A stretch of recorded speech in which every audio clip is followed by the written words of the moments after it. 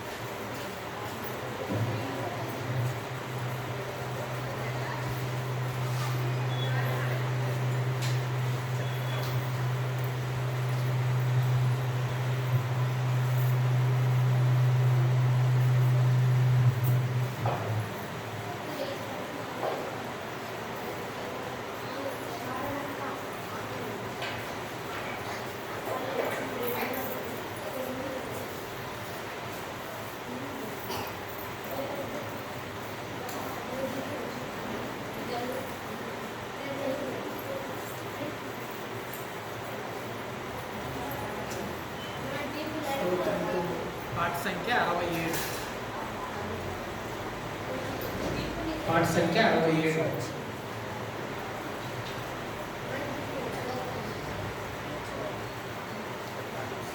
పెద్ద పాట పుస్తకంలో 82.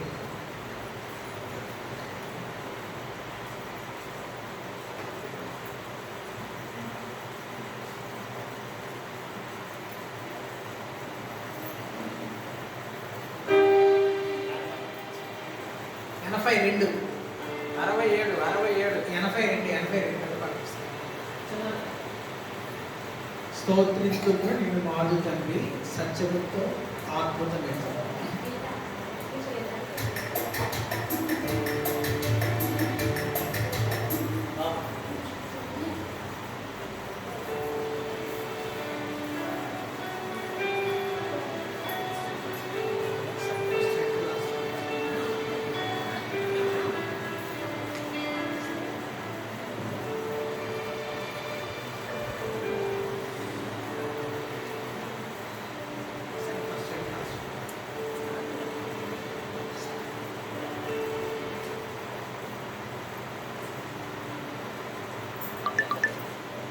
పాట సంఖ్య 56. పదపాట పుస్తకంలో 74. అత్యంత రహితుడు మా జ్యోతి వేదిని ప్రభు స్తుతించు.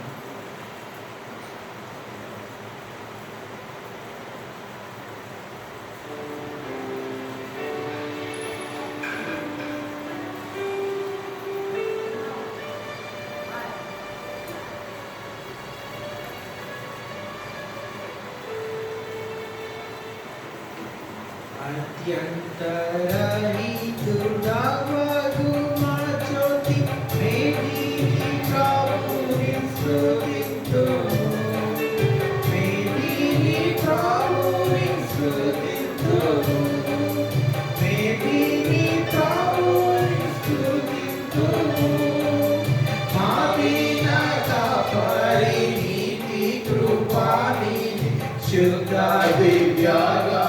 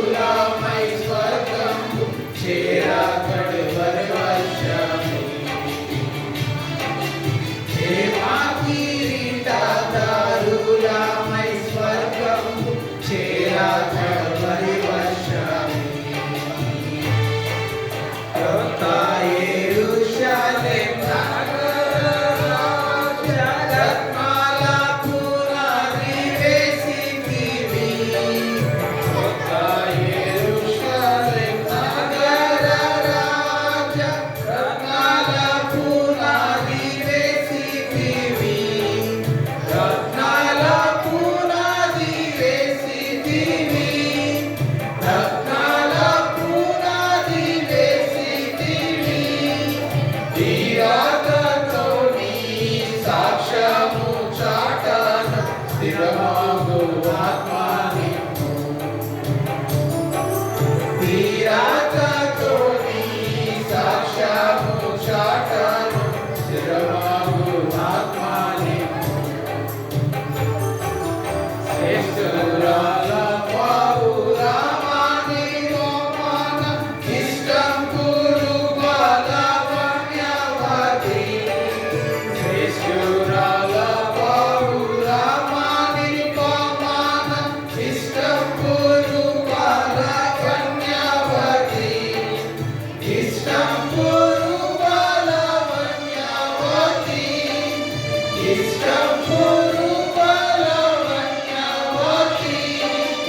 అట్లంచు పిల్చు దివ్యానికి మమ్ము పాత్రులుగా చేయుమా. అట్లంచు పిల్చు దివ్యానికి మమ్ము పాత్రులుగా చేయుమా. ఆజంతరహితుడవగు మా జ్యోతి, మేదిని ప్రభుని స్తుతింతుము. మేదితుడవగు మా జ్యోతి, మేదిని ప్రభుని స్తుతింతుము. మేదిని ప్రభుని స్తుతింతుము. మేదిని ప్రభుని స్తుతింతుము. నారాయణ నీతి కృపానిధి శుద్ధ దివ్యాకారుడా. నాదీనాథ పరిణీతి కృపానిధి శుద్ధ దివ్యాకారుడా.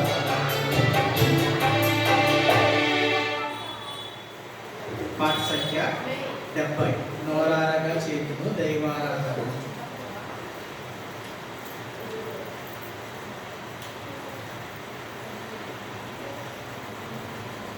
పాట సంఖ్య 70. నోరారగా చేతును దైవారాధన.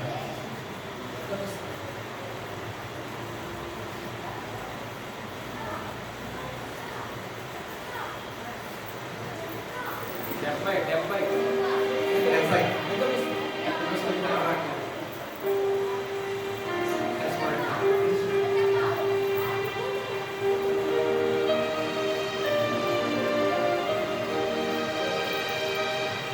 నోరారగా చేతును,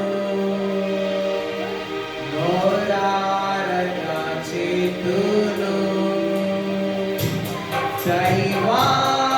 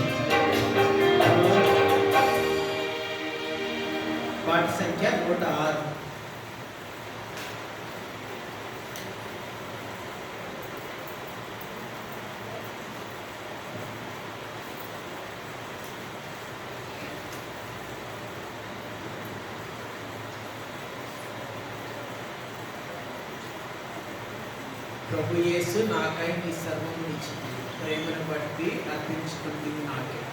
పెద్దపాటి పుస్తకంలో 153 153 106 106 153.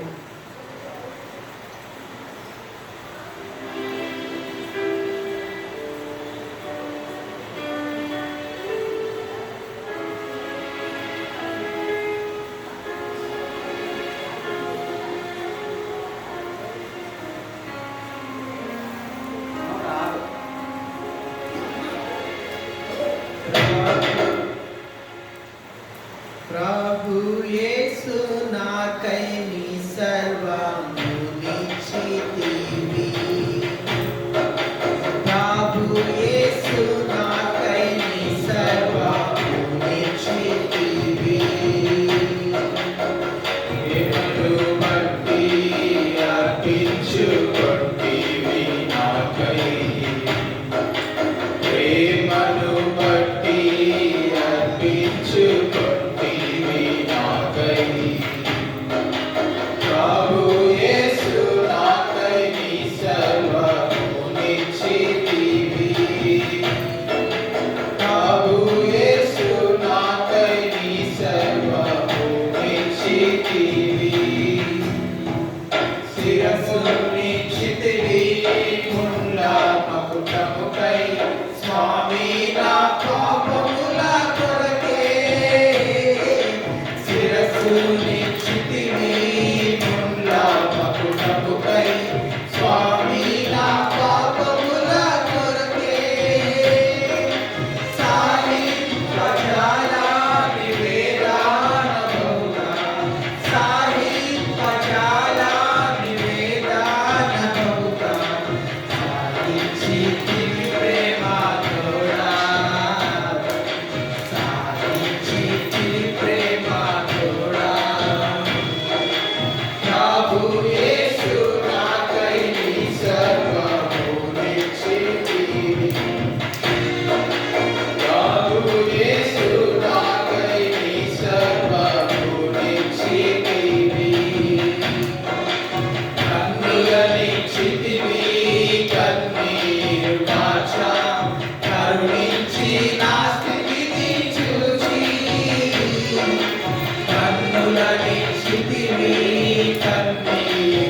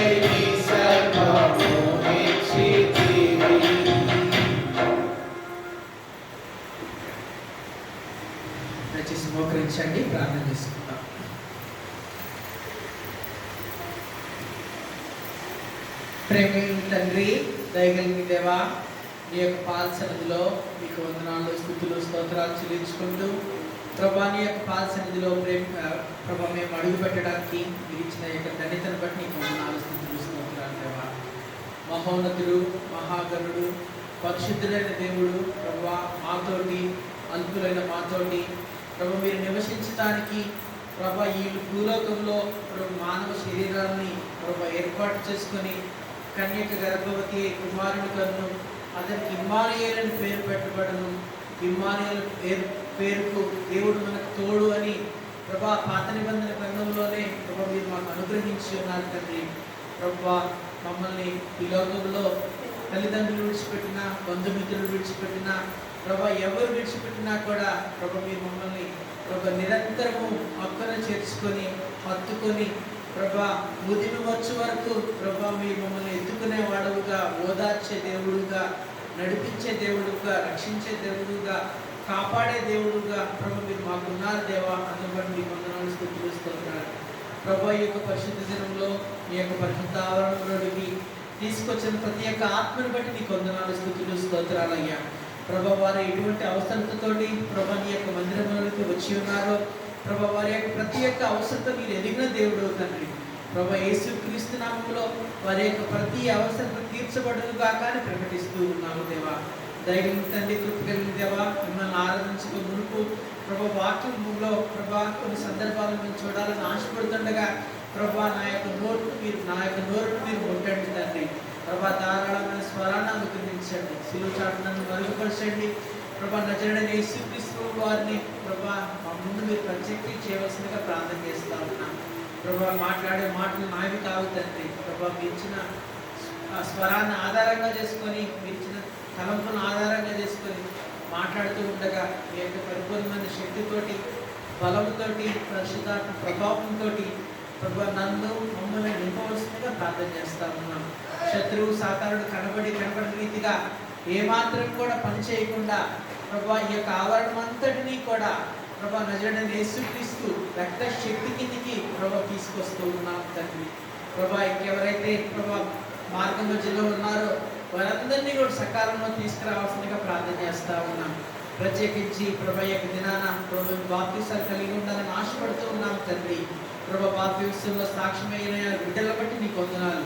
వారిని మీరు బలపరచండి ప్రభా, స్థిరపరచండి ప్రభా. ఈ యొక్క రక్షణలో ప్రభా చివరి వారి యొక్క ప్రాణము ప్రభా ఈ యొక్క భూమి మీద ఉన్నంత వరకు కూడా ఈ యొక్క రక్షణలో నిలిచి ఉండడానికి, రక్షణ వస్త్రాన్ని కాపాడుకోవడానికి సిగ్గులేని ముఖంతో మిమ్మల్ని ఎదుర్కొనే ధైర్యాన్ని ప్రభా వారి బిడ్డలకు ప్రసాదించవలసిందిగా ప్రార్థన చేస్తా ఉన్నాం ప్రభా. ఈ దినం నుంచి వారికి మీరు తోడుగా ఉండండి తండ్రి. వారికి మీరు తల్లిగా ఉండండి, వారికి మీరు తండ్రిగా ఉండండి, ఆశ్రయదుర్గంగా ఉండండి, నమ్మదగిన సహాయకుడుగా ఉండండి ప్రభా. వారిని మీరు ఏనాడు కూడా విడిచిపెట్టకుండా ప్రభు ఈ యొక్క సంఘంలో ఒక భాగంగా వారిని చేస్తున్నందుకు మీకు వందనాలు, స్తుతులు, స్తోత్రాలు చెల్లించుకుంటూ ప్రభువా ఆరాధన కొరకు మీరు మమ్మల్ని సిద్ధపరచవలసిందిగా కోరుకుంటూ సమస్తమైన మహిమ, ఘనత, ప్రభావాలను మీకు ఆరోపించుకొని నజరుడైన యేసుక్రీస్తు నామమున ఈ ప్రార్థనకి సమర్పించుకుంటున్నాను తండ్రి.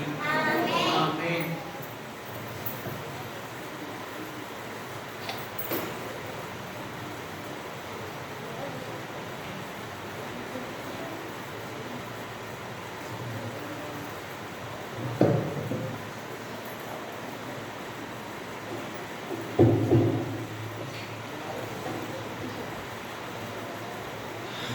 దేవునికి స్తోత్రం. చాలా దినాల తర్వాత మరలా సంతోష పాడు ఈ విధంగా మిమ్మల్ని అందరినీ కలుసుకోవడం చాలా సంతోషం. అందరూ బాగున్నారా?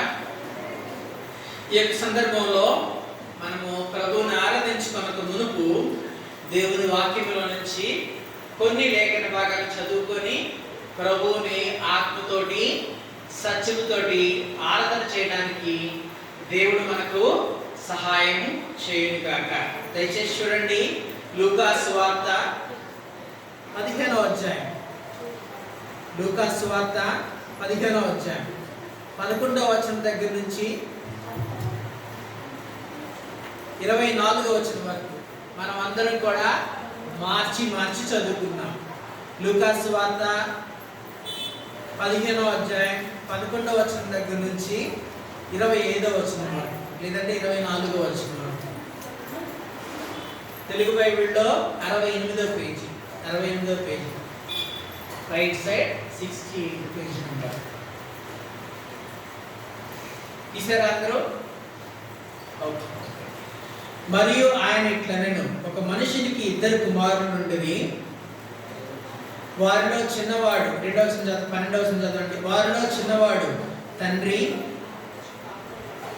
తన ఆస్తిలో నాకు వచ్చు భాగమేమని తన తండ్రిని అడుగుగా అతడు వారిని ఆస్తి పంచిపెట్టెను.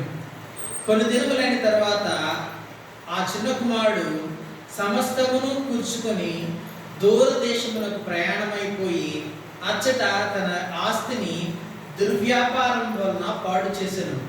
అది ఎంతయు ఖర్చు చేసిన తర్వాత ఆ దేశమందు గొప్ప కరువురాగా వాడు ఇబ్బంది పడసాగి వెళ్ళి ఆ దేశస్థులో ఒకరి చెంత చేరను.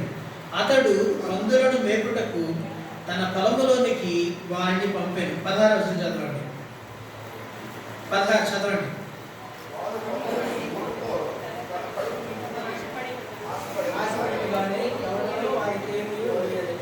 17వ వచనం. అయితే బుద్ధి వచ్చినప్పుడు వాడు, నా తండ్రి యొద్ద ఎంతో మంది కూలివాళ్లకు అన్నం సమృద్ధిగా ఉన్నది, నేనైతే ఇక్కడ ఆకలికి చచ్చిపోతున్నాను.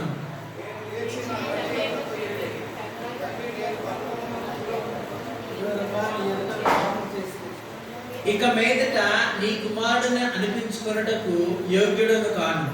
నన్ను నీ కూలివానులో ఒకటిగా పెట్టుకొనమని అతనితో చెప్పాను.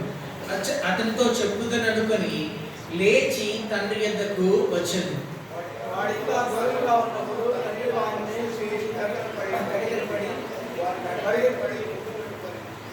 అప్పుడు ఆ కుమారుడు అతనితో, తండ్రి, నేను పరలోకమునకు విరోధముగాను నీ ఎదురును పాపం చేస్తుంది, ఇకను నీ కుమారుడు అనిపించుకున్నకు యోగ్యుడను కాననను.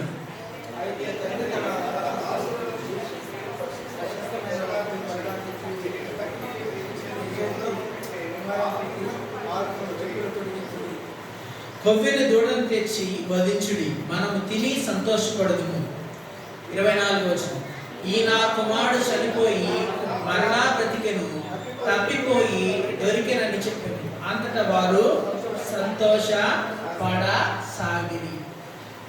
ప్రభు యొక్క ఆత్మ సహాయం గురించి చిన్న ప్రార్థన చేసుకున్నాం. ప్రేమ తండ్రి, దయగలిగిన దేవా, ప్రభు నీ యొక్క సన్నిధిలో ప్రభు మేము ఏ విధంగా ఆరాధన చేయాలో మాకు తెలియదు తండ్రి. ప్రభా, మాకు మీ యొక్క ఆరాధనను మాకు నేర్పించవలసిందిగా ప్రార్థన చేస్తా ఉన్నాను.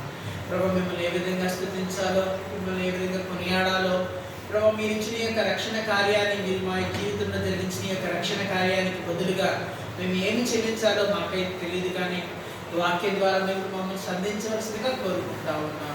ప్రభా, మీకు ఇష్టమైన స్థుతిని, మీకు ఇష్టమైన ఆరాధనను మేము అర్పించే వారముగా ఉండడానికి మీరు మాకు సహాయం చేయవలసిందిగా ప్రార్థన చేస్తా ఉన్నాం. సమస్తాన్ని మీ దగ్గర చేతి అప్పగించుకొని యేసయ్య పేరట ఈ ప్రార్థనకి సమర్పించుకుంటున్నాను తండ్రి. ఈ యొక్క సందర్భంలో ఇక్కడ ఒక తండ్రి కనపడతా ఉన్నాడు. ఆ తండ్రికి ఎంతమంది కుమారులు ఉంటారు? 2 కుమారులు ఉన్నారు. ఈ 2 కుమారుల్లో ఏ కుమారుడు తండ్రి దగ్గరికి ధైర్యంగా రాగలుగుతున్నాడు అంటే, జనరల్గా ఏ కుమారుడు ఇంట్లో ఎవరు ధైర్యంగా ఉంటారు? పెద్ద కుమారుడు ధైర్యంగా ఉంటాడు. అది ఇంట్లో ఏమైనా కావాలంటే ఎవరు వచ్చి మాట్లాడతారు? ఫస్ట్ పెద్ద కుమారుడు వచ్చి మాట్లాడతారు. ఇక్కడ ఎవరు మాట్లాడుతున్నారు చూడండి, 12వ వచనంలో, వారిలో చిన్నవాడు. ఓకే, చిన్నవానికి ధైర్యం వచ్చింది. ఏం ధైర్యం వచ్చింది? ఈ తండ్రి దగ్గర ఉంటే, తండ్రి దగ్గర చాలా డబ్బులు ఉన్నాయి, నాకు రావాల్సిన డబ్బులు ఉన్నాయి. లేదంటే కనుక తండ్రి సంపాదించిన డబ్బులు చాలా ఉన్నాయి, ఆస్తి చాలా ఉన్నాయి. నేను ఈ ఇంట్లో ఉండి ఇంకా పని చేసుకుంటా, పొలం పనులు చేసుకుంటా, ఈ ఆస్తిని సమకూర్చుకోవడం ఇంకెందుకు పెంచాలి? ఆయన చెప్పినట్టుగా నేను ఎందుకు వినాలి? నా సొంతగా నేను చేస్తాను. చాలా దూరదేశం వెళ్తాను, అక్కడ చాలా వసతులు ఉంటాయి. ఆ వసతులు నేను అనుభవిస్తూ నా యొక్క తండ్రి ఇచ్చిన ధనాన్ని నేను వృద్ధి చెందించుకుంటాను అని చెప్పేసి చిన్న కుమారుడికి ఆలోచన వచ్చింది. ఆ ఆలోచన రావటం వెంటనే తండ్రి దగ్గరికి వచ్చేసి 12వ వచనంలో వారిలో చిన్నవాడు తండ్రి ఆస్తిలో నాకు వచ్చు భాగం ఇవ్వమని తండ్రిని అడుగుగా, తండ్రిని అడిగిన వెంటనే కూడా తండ్రి ఎందుకు అని కానీ ఏది కూడా అనట్లేదు. ఏమనుకుంటే ఏం చేస్తున్నాడు? తండ్రి ఏం చేస్తున్నాడు? ఆస్తిని 2 భాగాలుగా చేసుకొని ఆ చిన్న కుమారునికి ఆస్తిని ఇస్తా ఉన్నాడు. అతను 13 దూరదేశం ప్రయాణమై తన ఆస్తిని దుర్వ్యాపారం వలన పాడు చేసుకొనెను. దుర్వ్యాపారం. తను ఇంటి నుంచి బయటికి వెళ్ళేటప్పుడు దుర్వ్యాపారం చేస్తాను అని కానీ, దుర్వ్యసనానికి నేను లోనవుతానని కానీ, నా తండ్రి నాకు ఇచ్చిన ఈ యొక్క ఆస్తిని నేను చెడ్డగా ఉపయోగిస్తానని, కాని దానికి ఉపయోగిస్తానని తను ఏనాడు కూడా తెలుసుకొనలేదు. ఎప్పుడైతే తనకి ఇనఫ్ మనీ వచ్చిందో, లేదంటే కనుక ఆస్తి చేతిలో వచ్చిందో, తనకి ఎక్కడ లేని చెడ్డ అలవాట్లన్నీ వచ్చినాయి. ఆ చెడ్డ అలవాట్ల మూలంగా తన దగ్గర ఉన్న ధనమంతా కూడా అయిపోయినట్లుగా మనం చూస్తాం. ఈ లోకంలో కూడా దేవాది దేవుడు ఏదైనా తోటను మనకు ఏర్పాటు చేశాడు. ఆ ఏదైనా తోటలో ఆదామును పెడతా ఉన్నాడు, ఆదాముకు సహాయంగా అవ్వను పెడతా ఉన్నాడు. ఆదాము ఏనాడు కూడా ఆ ఏదైనా తోటలో ఉన్నప్పుడు తనకి చెమట వచ్చినట్లుగా కానీ, కష్టపడినట్లు కానీ మనం చూడం. ఆ చల్లపూట ఆ చెట్లుకి నీళ్లు పెడతా ఉన్నాడు. ఆ ఏదైనా తోటలోనే 3 నదులు ఉన్నాయి, 3 నదులు పారుతా ఉన్నాయి. అనేక సార్లు మనం ఏమనుకుంటాము అంటే తోట అనడంతో ఒక చిన్న భాగం, లేదంటే కనుక మనకు ఒక గార్డెన్ లాగా అనుకుంటాం. ఒక 1/2 ఏకర్, ఒక 1/2 ఎకరమో 1/4 ఎకరమో, లేదంటే కనుక కుంటలు అంటారు తెలంగాణలో అయితే 4 గుంటలు 5 గుంటలు అనుకుంటారు. కానీ ఆది కాండంలో మనం చూస్తాము ఏదైనా తోటలో గుండా ఎన్ని నదులు పారుతున్నాయి అంటే కనుక 3 నదులు ఎల్లప్పుడూ పారుతా ఉన్నాయి అన్నమాట. భారతదేశంలో మనకి గంగా నది ఉన్నది, లేదంటే కనుక కృష్ణా నది ఉన్నది, గోదావరి నది ఉన్నది. అది ఎంత దూరం పారుతుంది? గోదావరి అయితే ఎక్కడో ఉత్తరప్రదేశ్ దగ్గర ఎక్కడో మొదలెళ్ళేసి రాజమండ్రి దగ్గర సముద్రంలో కలుస్తుంది. కృష్ణా నది అయితే కనుక హైదరాబాద్ పైన ఎక్కడో స్టార్ట్ అయ్యి మన విజయవాడ లేదంటే కనుక మచిలీపట్నం దగ్గర కలుస్తుంది. అది పారే ప్రదేశంగా చూస్తే కనుక చాలా దూరం ప్రవహించే దాని యొక్క ప్రభావము, ఆ నదీ ప్రభావము, నది చుట్టుపక్కల ఉండే నది పరివాహక ప్రదేశం అంటారు తెలుగులో అయితే కనుక. ఆ ల్యాండ్, ఆ ఫర్టైల్ ల్యాండ్, ఆ నది ఉండటం మూలంగా ఎంత ఫర్టైల్ ల్యాండ్ ఉంటుంది అంటే కనుక చాలా విశాలమైన మంచి నేల ఆ నది ఎప్పుడైతే పారుతా ఉన్నదో అది ఇస్తుంది. ఏదైతే తోటలో ఎన్ని నదులు ఉన్నాయంట? 3 నదులు ఉన్నాయంట. ఆ నదులు ఏదైనా ఎండిపోతే ఏమంతా కృష్ణా నది ఎండిపోద్ది, గోదావరిలో కూడా వెళ్ళిపోతాయి. లేదంటే భారతదేశంలో మనకి నెల్లూరు దగ్గర పెన్నా నది ఉంది. పెన్నా నదిలో చాలాసార్లు అసలు మనకి నీళ్ళే కనిపించవు. కొన్నిసార్లు వర్షాలు వచ్చినప్పుడే నీళ్ళు వస్తాయి, తర్వాత నీళ్లు రావు. కానీ దేవాది దేవుడు ఈ యొక్క ఆది కాండములో ఏర్పాటు చేసిన ఏదైనా తోట అంతంతటి మనం చాలా చిన్నగా అనుకుంటాం. 3 నదులు ఉన్నాయి అంటే దాదాపుగా భారతదేశంలో సగం భారతదేశం అంత తోట అన్నమాట. అంత విశాలమైన తోటని ఎంతమంది మనుషులకి ఇచ్చాడు దేవుడు? 2 మనుషులకే ఇచ్చాడు. ఆ తోటలో ఉన్న ప్రతి ఒక్క ఫలాన్ని తినవచ్చు. దేవాది దేవుడు కూడా మన ఎడల ఉన్న సంకల్పాలు, దేవుడు మన ఎడల కలిగి ఉన్న తలంపులు చాలా గంభీరంగా ఉంటాయి, చాలా ఉన్నతమైనవిగా ఉంటాయి. వాటిని మనం అర్థం చేసుకోలేనప్పుడు మన జీవితంలో మనం ఎల్లప్పుడూ కూడా క్షీణతను, లేదంటే కనుక తక్కువ స్థితిని, లేదంటే కనుక దౌర్భాగ్యమైన స్థితిని తెచ్చుకునే వారముగా ఉంటాం. ఎప్పుడైతే ఈ తండ్రి ఇంటి దగ్గర నుంచి ఈ చిన్న కుమారుడు బయటకు వచ్చాడో, చెడ్డ వ్యాపారం వల్ల తనకున్నదంతా కూడా ఏం చేసుకున్నాడు? పాడు చేసుకున్నాడు. ఓకే, అక్కడ 15వ వచనంలో లూకాసు వార్త 15వ అధ్యాయం 15వ వచనం దయచేసి చూడండి. అదంతయు ఖర్చు చేసిన తర్వాత ఆ దేశమందు గొప్ప కరువు రాగా వాడు ఇబ్బంది పడసాగను. ఆ అతడు పందులను మేపుటకు తన పొలములో వారికి పంపెను. వాడు పందులు తిను పొట్టుతో తన కడుపు నింపుకొని ఆశపడను, కానీ ఎవడును వానికి ఏమీ ఇవ్వలేదు. చూడండి ఎంత దౌర్భాగ్యమైన స్థితిలోనికి తండ్రి ఇంటి నుంచి వేరవటం మూలంగా ఈ చిన్న కుమారునికి సంభవిస్తుంది. ఏనాడన్నా చిన్న కుమారుడు అనుకుని ఉంటాడా నేను పందులు తినే పొట్టు తినాల్సి వస్తుంది? లేదంటే కనుక అక్కడ రాయబడిన మాట ఏంటి అంటే కనుక ఆ పందులు తినే పొట్టు తినాలని ఆశపడ్డాడు, కానీ ఆ పందులు తినే పొట్టు కూడా మనకి దొరకలేదు. ఒక రాత్రి పూట పేతురు యోహాను యేసు ప్రభువుని విడిచిపెట్టేసి పేతురు అంటాడు, నేను చేపలు పట్టడానికి వెళ్తా ఉన్నాను అన్న, నువ్వే పెద్దోడు, నువ్వే వెళ్తా ఉంటే మేమేం చేస్తామని చెప్పేసి ఆంద్రియా యాకోబు కూడా పేతురుతో పాటు వెళ్తారు. రాత్రంతా కూడా వాళ్ళు ఏం చేస్తారు వాళ్ళు చేపలు పడతారు. చేపలు పట్టడానికి ప్రయత్నం చేస్తారు. ఏమైనా దొరుకుతాయా? అక్కడ రాయబడి ఏంటి, వాళ్ళ రాత్రంతా కూడా వెలవేసినా కూడా వారికి ఏమీ దొరకలేదు. దాని తర్వాత యేసు ప్రభు వస్తాడు, చిన్నపిల్లారా మీద ఏమైనా ఉందంటే కనుక ఏం లేదంటారు. వాళ్ళను కుడి వైపు వేయమంటాడు. కుడి చేతి దేనికి సాదృశ్యంగా ఉన్నది అంటే కనుక ఆయన తీర్పు దినాన దేవుని నమ్ముకున్న వాళ్ళందరినీ కూడా, దేవుని మార్గంలో నడిచే వాళ్ళందరినీ కూడా కుడివైపుకి నిలబెడతాడు. దేవుని మార్గంలో నడవనోడని ఎడమ వైపుకి నిలబెడతాడు. కుడి దేవుని యొక్క మార్గాన్ని తెలియజేసేదిగా ఉన్నది. మన జీవితంలో కూడా దేవునికి ఇష్టంగా మనం జీవిస్తూ ఉంటే, దేవునికి ఇష్టమైన మాటలు మన నోటి నుంచి వస్తూ ఉంటే, దేవునికి ఇష్టమైన తలంపులు మన యొక్క నోటి నుంచి వస్తూ ఉంటే కనుక మన జీవితాన్ని ఆయన ఆశీర్వదించేవాడుగా ఉంటాడు. ఇక్కడ కూడా ఈ యొక్క చిన్న కుమారునికి జరిగింది ఏంటి? తను ఏమైనా ఆశీర్వాదం పొందుకున్నాడా? ఏమాత్రం పొందుకోలేదు. కానీ ఆ ఆశీర్వాదం పొందుకోకుండా తన యొక్క జీవితాన్ని ఆ పందులు కాచుకుంటానో, లేదంటే కనుక పందులు తినే పొట్టు తింటానో, తన జీవితాన్ని అలా ముగించి ఉండొచ్చు. లేదంటే కనుక ఆకలితో ఆ విధంగా చనిపోయి ఉండొచ్చు. కానీ తనకి జ్ఞానోదయమైన ఒక మాట ఏంటి అంటే కనుక 17వ వచనం, లూకాసు వార్త 15వ అధ్యాయం 17వ వచనం. అయితే బుద్ధి వచ్చినప్పుడు వాడు తన తండ్రి యొద్ద ఎంతో మంది కూలివాండ్రకు అన్నము సమృద్ధిగా ఉంది. ఏమనుకుంటున్నాడు? మా అమ్మకి సమృద్ధిగా ఉంది అంటున్నాడా? మా నాన్నకి సమృద్ధిగా ఉందా అంటున్నాడా? మా అన్నకి సమృద్ధిగా ఆహారం ఉంది అంటున్నాడా? ఏమంటున్నాడు?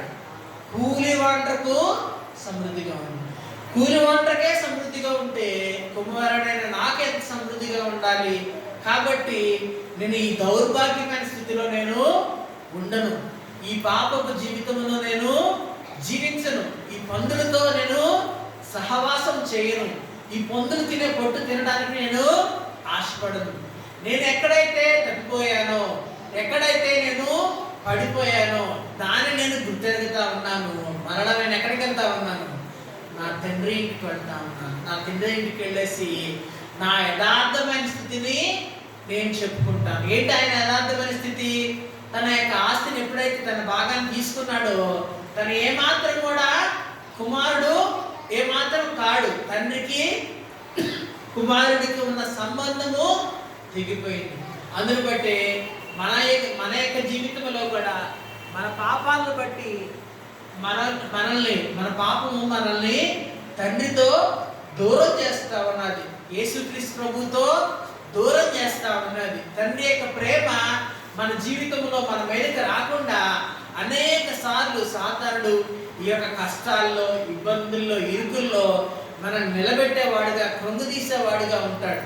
అటువంటి ప్రదేశంలో, అటువంటి పరిస్థితుల్లో మనమేమి జ్ఞాపకం చేసుకోవాలి అంటే కనుక మన తండ్రి ఇంట ఎంతో సంతోషం ఉన్నది, ఎంతో ఆనందం ఉన్నది, ఎంతో ఆహారం ఉంది, ఎంతో ఆదరణ ఉన్నది, ఎంతో ఓదార్పు ఉన్నది. కాబట్టి నా తండ్రి ఇంట నేను జీవించడం కొంత కష్టమైనా, కొంత ఇరుకైనా, కొంత ఇబ్బంది అయినా తండ్రి యొక్క ఆజ్ఞల ప్రకారంగా నేను ఉంటాను. తండ్రి దగ్గర కుమారుడిలాగా నేను ఉండలేను కానీ ఒక కూలివానిగా ఉంటాను అని చెప్పేసి తండ్రి దగ్గరికి వెళ్తా ఉన్నాడు. ఒకవేళ ఈ తండ్రికి ఇంత ప్రేమ అయితే కనుక తండ్రి ఎందుకు వేరే వాళ్ళు పంపించి మా కుమారుడు ఎట్లా ఉన్నాడో, ఏ దేశం వెళ్ళాడో, ఏం చేస్తున్నాడో, తిన్నాడో లేదో, వాడికి మంచి ఉద్యోగం వచ్చిందో లేదో మీకు చూడండి అని చెప్పేసి పని వాళ్ళని ఎందుకు పంపించలేదు? ఎందుకు పంపించలేదు?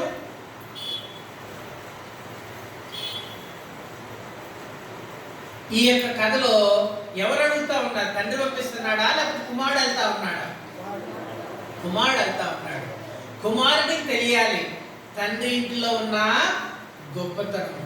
అదేవిధంగా దేవాది దేవుడు కూడా అనేక మంది టీవీ డిబేట్స్ లో కానీ అనేక మందికి వచ్చే ఆలోచనలు ఏంటి అంటే, ఆది నాన్న ఆదాము ఆ పండు తినకుండా దేవుడు ఆపేయచ్చు కదా, లేదంటే ఆ పాపం చేయకుండా ఆపేయచ్చు కదా, లేదంటే ఆ ప్రవక్తలు అందరూ పలుకుతా ఉన్నాడు, మోషే ధర్మశాస్త్రాన్ని ఇస్తా ఉన్నాడు, మోషే ధర్మశాస్త్రం ఇచ్చి పాపం చేయకుండా ఉండండి అని చెప్పడం కన్నా కూడా అసలు పాపమే చేయకుండా చేయొచ్చు కదా అంటే కనుక దేవాదేవుడు మానవుని ఎట్లా తయారు చేశాడు అంటే కనుక ఒక జంతువులాగా తయారు చేయలేదు, లేదంటే ఒక రోబోట్ లాగా తయారు చేయలేదు, ఒక మిషన్ లాగా తయారు చేయలేదు. మానవునికి సొంత ఇచ్చ, లేదంటే కనుక సొంత జ్ఞానము, సొంత తెలివి, వివేచనను అనుగ్రహించాడు. మంచి చెడు. ఆ తర్వాత ఆదాముతో ఆ యొక్క మంచి చెడ్డలను తెలియనిచ్చు వృక్ష ఫలాన్ని దేవుడు మధ్యలో పెట్టాడు. ఏదైనా తోట మొత్తము కూడా మంచి మాత్రమే నిలిచి ఉన్నది, మంచి మాత్రమే ఉన్నది. తర్వాత దేవుని యొక్క సంకల్పం ఏంటి అంటే కనుక ఈ ఏదైనా తోటలో ఉన్న ఆశీర్వాదాన్ని, ఈ ఏదైనా తోటలో ఉన్న మంచితనాన్ని, చెడు లేని ప్రదేశాన్ని, ఈ భూమి అంతా కూడా మంచితోటి నింపబడాలి అని. మంచి చెడ్డలు తెలివినిచ్చే వృక్షఫలం ఉంటుంది, కానీ అది ఏ రోజు దేన్ని తినవాలి అనుకున్నాడు అంటే కనుక పరలోకానికి వెళ్ళిన తర్వాత దేవాది దేవుడు ఆ మంచి చెడ్డలు తెలివినిచ్చే వృక్షఫలాన్ని మానవునికి ఇవ్వాలనుకున్నాడు. పరలోకం వెళ్ళిన తర్వాత చెడు ఉంటుందా? పరలోకం వెళ్ళిన తర్వాత చెడు ఉండదు. చెడు లేని ప్రదేశంలో నువ్వు చెడు ఇది అని తెలిసినా కూడా చెడు నీ దగ్గర లేదు కాబట్టి, చెడు నీ దగ్గర నీ దరిదాపుల్లో చెడు లేదు కాబట్టి, పాపము లేదు కాబట్టి నువ్వు ఏనాడు కూడా పాపము చేయకుండా ఉంటావు అన్న సంకల్పంతో దేవాది దేవుడు ఆ మంచి చెడ్డల వృక్ష ఫలాన్ని, ఆ మంచి చెడ్డల తెలివిని ఆ వృక్ష ఫలాన్ని దేవుడు ఏదేని తోటలో పెట్టాడు. ఆదేని తోటలో తినద్దని చెప్పాడు. తినద్దన్న ఫలాన్ని, వృక్ష ఫలాన్ని పరలోకంలో దేవుని కుమారుని కుడిపార్శాన దేవుని బిడ్డలందరితోటి మనమందరము కూడా మంచి చెడ్డలు తెలివినిచ్చే వృక్ష ఫలాన్ని తినే భాగ్యాన్ని, మరుగా ఉన్న జీవ వృక్ష ఫలములను నేను వానికి భుజింపనిత్తును అని చెప్పేసి ప్రకటన గ్రంథంలో మనం చూస్తాం. దేవుని బిడ్డలంగా మనకి దేవుడు ఏ పరిస్థితిని కూడా మనకి తక్కువ చేయడు. ఏ రోజు కూడా మన జీవితంలో దేవునికి విరోధంగా మనకి ఒక సంతకం చేస్తే ఒక 10,000 రావచ్చు, ఒక చెడ్డ మాట చెప్తే, లేదంటే కనుక నేను ఇంతకే ఒక వ్యాపారం చేసేటప్పుడు నేను ఇంతకే తెచ్చాను, లేదంటే కనుక ఇంత అవుతుందని మనం చాలా తప్పుడు సమాచారం ఇస్తాం. కొంత కొని లాభానికి అమ్ముకోవడం వేరు, లేదు నాకు ఇంతకే వచ్చింది, లేదంటే కనుక కొంత దాచిపెట్టి మనం అమ్మటం వేరు. ప్రతి విషయంలో కూడా దేవునికి నమ్మకంగా మనం జీవించినప్పుడు, మన యొక్క ప్రవర్తన ద్వారా దేవుడు మహిమ పొందినప్పుడు క్రమక్రమంగా మనం అభివృద్ధి చెందే వారంగా ఉంటాం. ఇస్సాకు యొక్క జీవితం మనం చూస్తాము. ఆ ఎండిన ప్రదేశంలో ఉన్నాడు, కరువు ఉన్న ప్రదేశంలో ఉన్నాడు. దేవుడు చెప్పిన మాట ప్రకారంగా తను ఆ యొక్క కరువు ఉన్న ప్రదేశంలో విత్తనం వేస్తా ఉన్నాడు. అక్కడ రాయబడిన మాట ఏంటి అంటే కనుక ఇస్సాకు క్రమక్రమముగా అభివృద్ధి. వ్యాపారం చేసే మనము, ఉద్యోగాలు చేసే మనము, కూలి చేసుకునే మనం, ఏ పని మనం చేస్తా ఉన్నా సరే మనం మన యొక్క చేతలు, మన యొక్క చేష్టలు దేవునికి ఇష్టమైన పనులు, మన ఇష్టమైన ఆలోచనలు, మన ఇష్టమైన తలంపులు మనము కలిగి ఉండేవారంగా. అందుకని మనం పాడతాం కదా, నీ చేతితో నన్ను పట్టుకో, నీ ఆత్మతో నన్ను నడుపు, శిల్పి చేతిలో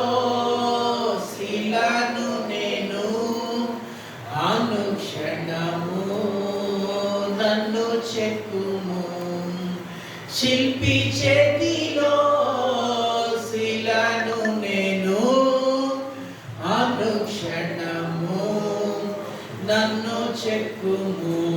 అందుకనే ప్రతి దినము కూడా ప్రభువా నీ రూపంలోనికి మార్చబడటానికి ప్రతి దినము కూడా నన్ను చెక్కుతండి, నా జీవితాన్ని సరిచేయి దేవా అని ప్రభు దగ్గర సాగిలి పడినప్పుడు దేవాదేవుడు మనకి అటువంటి శ్రేష్టమైన జీవితాన్ని మనకు అనుగ్రహించేవాడుగా ఉన్నాడు.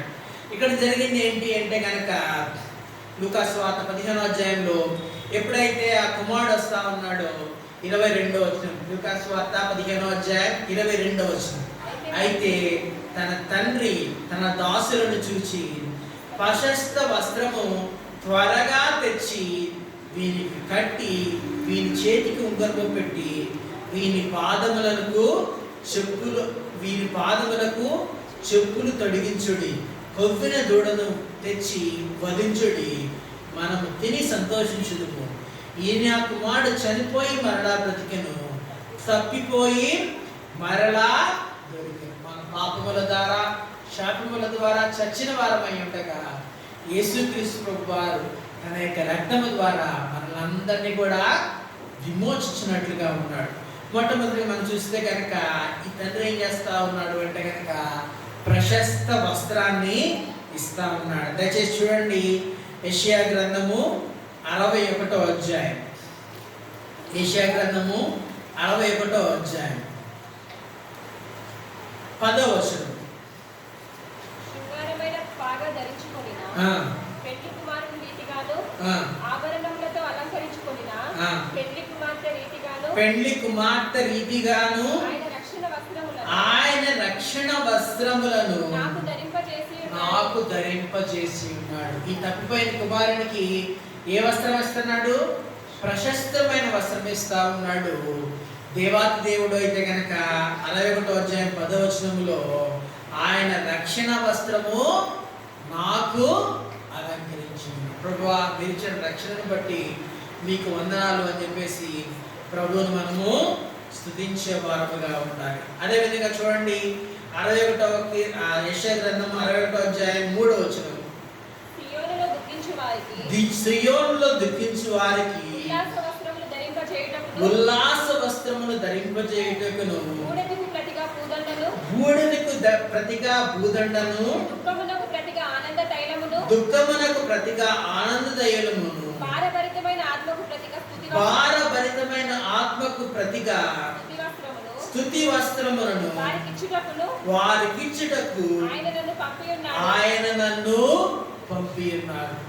దేవుణ్ణి ఎందుకు ఈ లోకంలో పంపి ఉన్నాడు అంటే కనుక భారభరితమైన ఆత్మకు ప్రతిగా స్తుతి వస్త్రము. దేవుడు మనకి ఇస్తున్న వస్త్రం ఏంటి అంటే కనుక స్తుతి వస్త్రం. అదేవిధంగా 3వ వచనంలో మనకి చూస్తాం, సియోనులో దుఃఖించు వారికి ఉల్లాస వస్త్రం. ఎటువంటి వస్త్రం అంట? ఉల్లాస వస్త్రాన్ని ధరించడానికి మనకి దేవుడు కృపను అనుగ్రహిస్తా ఉన్నాడు. ఆ ప్రశస్త వస్త్రాన్ని అనుగ్రహిస్తా ఉన్నాడు, రక్షణ వస్త్రాన్ని మనకిస్తా ఉన్నాడు, స్తుతి వస్త్రాన్ని మనకు అనుగ్రహిస్తా ఉన్నాడు, ఉల్లాస వస్త్రాన్ని అనుగ్రహిస్తా ఉన్నాడు. కాబట్టి మనము ఎల్లప్పుడూ కూడా ప్రభు మార్గంలో మనం నడుస్తూ నిరంతరము కూడా ప్రభు మనకి రక్షణ ఆయన రక్షణ వస్త్రాన్ని మనం కాపాడుకుంటూ మన యొక్క జీవిత పరుగును మనం కడగుట్టించాలని చెప్పేసి దేవుడు కోరుతా ఉన్నాడు. అదేవిధంగా చూడండి, యావేలు రాసిన గ్రంథము 2వ అధ్యాయం 13వ వచనం,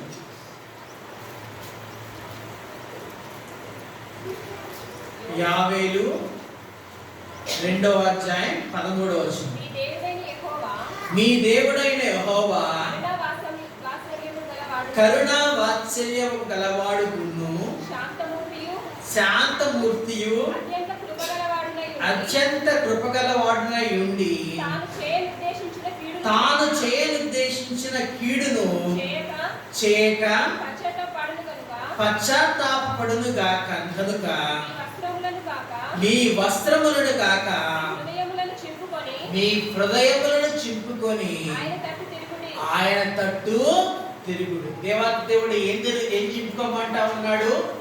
హృదయాన్ని చెప్పుకోమంటాడు. విరిగి నలిగిన హృదయంతో భారభరితమైన హృదయానికి బదిగా ఆయన ఆనంద వస్త్రాన్ని ఇవ్వాలనుకుంటున్నాడు. కాబట్టి ప్రభా నన్ను తగ్గించుకుంటూ నా పాపాలు నేను ఒప్పుకుంటూ ప్రభా మీరు ఇచ్చిన యొక్క రక్షణలో నేను కొనసాగుతూ మీకు వందనాలు స్తుతులు చెల్లిస్తామన్నాను దేవా, మీకు వందనాలు అని చెప్పేసి దేవాదేవుణ్ణి స్తుతించే వారముగాను ఆరాధన చేసే వారముగాను ఉండాలి అని చెప్పేసి దేవుడు మనకి తెలియజేస్తా ఉన్నాడు. ఈ తప్పిపోయిన కుమారుడికి మొట్టమొదటి ఏమిస్తా ఉన్నాడు? ప్రశస్తమైన వస్త్రం ఇస్తా ఉన్నాడు. 61 గ్రంథంలో 61 యెషయా గ్రంథం 61 అధ్యాయంలో మనము ఎన్ని వస్త్రాలు చూసాము? అక్కడ 3 వస్త్రాలు చూసాము. ఒకటేంటి? రక్షణ వస్త్రం చూసాము, దాని తర్వాత స్తుతి వస్త్రము చూసాము, దాని తర్వాత ఉల్లాస వస్త్రం. ఈ 3 వస్త్రాలు ఆ యొక్క తండ్రి మనకు అనుగ్రహించిన ఉన్నాడు కాబట్టి, మనకు అనుగ్రహిస్తా ఉన్నాడు కాబట్టి ఆయన ఇచ్చిన రక్షణకు ఆధారంగా చేసుకొని ప్రభువుకి మనము స్తుతించే వారముగాను ఆరాధన చేసే వారముగాను ఉండాలి అని దేవుని యొక్క లేఖన భాగం ద్వారా హెచ్చరిక చేయిస్తా ఉన్నాం. తప్పిపోయిన కుమారునికి దేవుడు తండ్రి ఆ యొక్క ఉన్నతమైన వస్త్రాలను, ప్రశస్త వస్త్రాలను మనకిస్తా ఉన్నాడు.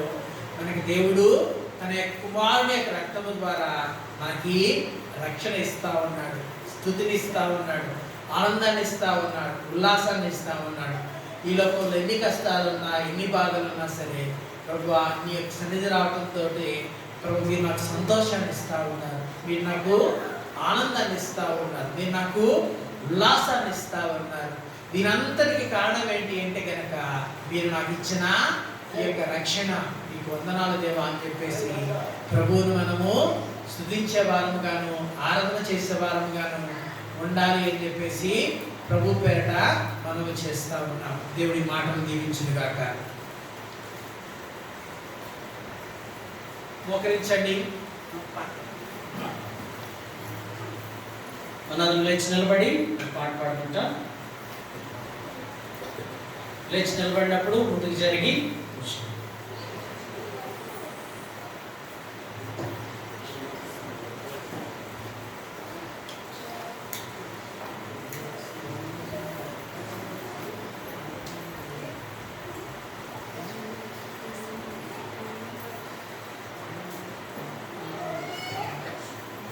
ఆనందించదము యెహోవాలో అతిశయించును మాద ఆత్మ. చిన్న పాటల పుస్తకాల్లో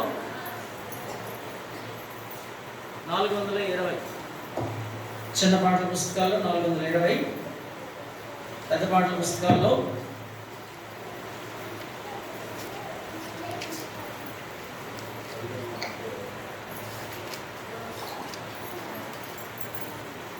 535 పల్లవి మొదటి చరణం చివరి చరణం.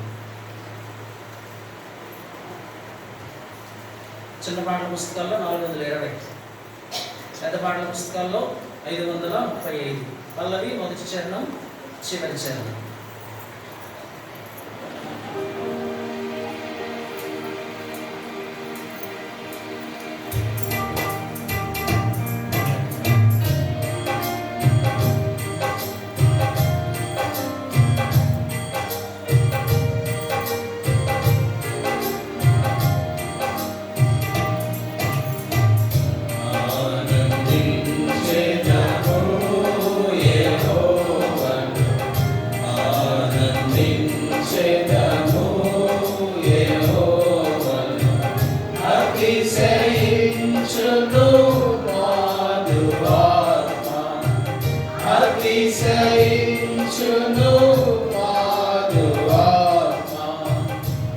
Jai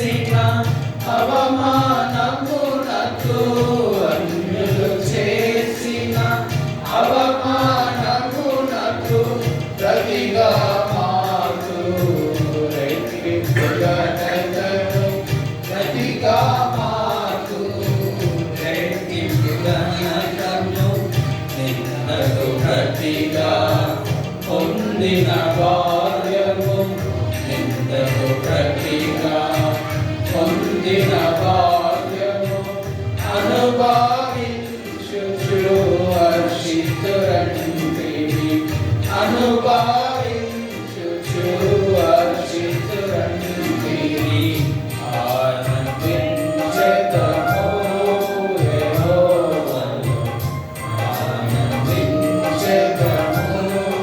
యెహోవాను క్రీస్తునందు మాకిచ్చిన ఎట్టి క్రీస్తునందు మాకిచ్చిన ఎట్టి ఆత్మబంధిత ప్రతి ఆశీసులకై క్రీస్తునందు మాకిచ్చిన ఎట్టి ఆత్మబంధిత ప్రతి ఆశీసులకై సర్వోన్నతుడా సంతోషించుచు సర్వోన్నతుడా సంతోషించుచు హల్లెలూయా స్తోత్రములు ఆరోపించుము హల్లెలూయా స్తోత్రములు ఆరోపించుము ఆనందించెదము యెహోవాను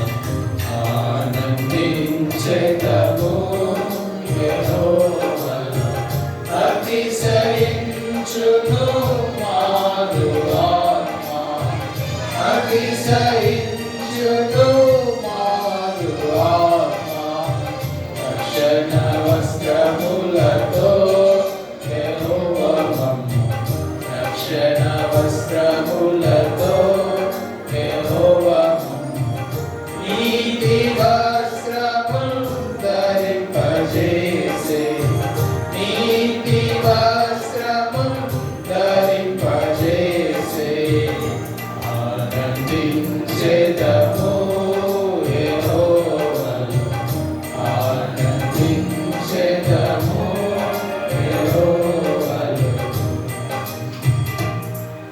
దయచేసి కూర్చోనండి. దేవుని యొక్క వాక్యం సండే స్కూల్ పిల్లలు సండే స్కూల్కి వెళ్తారు. సండే స్కూల్ పిల్లలు సండే స్కూల్కి వెళ్తారు. ఆరాధించే వాళ్ళు సమయాన్ని ఖచ్చితంగా పాటించాలి. ఎక్కువ సమయం ఆరాధించాలి. 3 నిమిషాల కంటే ఎక్కువ 3 నిమిషాల్లో